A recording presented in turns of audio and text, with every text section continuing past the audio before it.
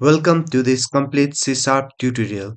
From its birth in the early 2000s to the powerful modern language it is today. Whether you are beginning or transitioning from another language, this guide will take you through the evolution of C Sharp, explain key concepts, and give you hands-on code examples. By the end of this tutorial, you will understand not only how to use C Sharp but also how it become one of the most influential programming languages in the world. Truly understand any programming language, you need to know where it came from. C Sharp was created by Microsoft, led by Andres Hellisberg, and introduced in year 2000 alongside the .NET framework. Its goal was simple to build a modern, object-oriented, type-safe language that could compete with Java and C++.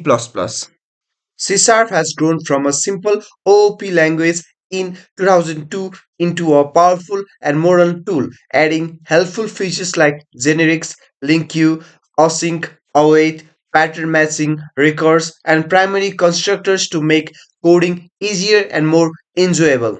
The language now feels easier to use, smarter, and more exciting than ever. Now that you have seen how C Sharp has evolved, let's jump into the language itself. C Sharp runs on a .NET across platform runtime that allows you to build apps for Windows, Linux, Mac OS, mobile, web, cloud, IoT, and many more. There are different IDEs you can use for C Sharp, but in this video, we will be using Visual Studio Community Edition because it's powerful and free for individual developers.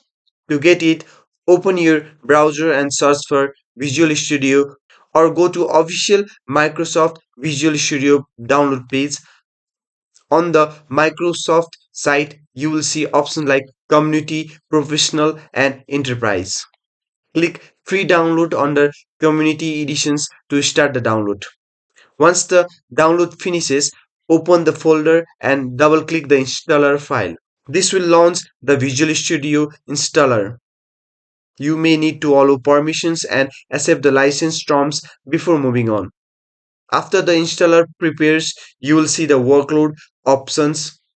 Here, check the box for .NET Desktop Development, since that includes everything we need to build C Sharp apps, and then click Install.